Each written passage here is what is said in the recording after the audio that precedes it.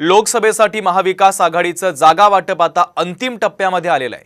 कारण जागा वाटपाच्या संदर्भात ज्येष्ठ नेत्यांची दिल्लीमध्ये सध्या खलबतं सुरू आहेत। जागा वाटपाबाबत शरद पवार आणि राहुल गांधी यांच्यामध्ये महत्त्वाची चर्चा देखील झालेली आहे। तर ताकदीच्या नेत्याला लोकसभेची उमेदवारी देण्यावरून महाविकास आघाडीमध्ये एकमत झालंय, तर ताकद कमी असलेल्या ठिकाणी मित्रपक्षाच्या नेत्यांना उमेदवारी देण्यासंदर्भात देखील चाचपणी करण्यात आलेली आहे। तर महत्त्वाची बातमी जागा वाटपाच्या संदर्भातली आपण पाहतोय। लोकसभेसाठी आता महाविकास आघाडीचं जागा वाटप अंतिम टप्प्यात आलंय। तर जागा वाटपाच्या संदर्भात ज्येष्ठ नेत्यांची दिल्लीमध्ये खलबतं पार पडतायत। तर जागा वाटपाच्या संदर्भात शरद पवार आणि राहुल गांधी यांच्यामध्ये चर्चा झाली आहे। तर ताकदीच्या नेत्याला लोकसभेची उमेदवारी देण्यावरून महाविकास आघाडीमध्ये एकमत झाल्याची माहिती आहे।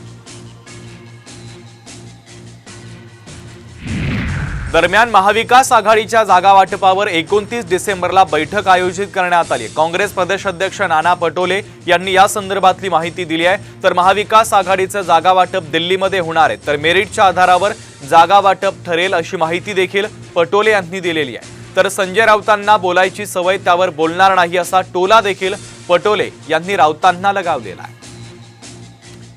अजून जागा वाटपाचं अंदाजी ठरलेलं असेल, पण अंदाजी अजून आता आम्ही 29 तारखेला आमची दिल्लीमध्ये मिटिंग आहे काँग्रेस पक्षाची।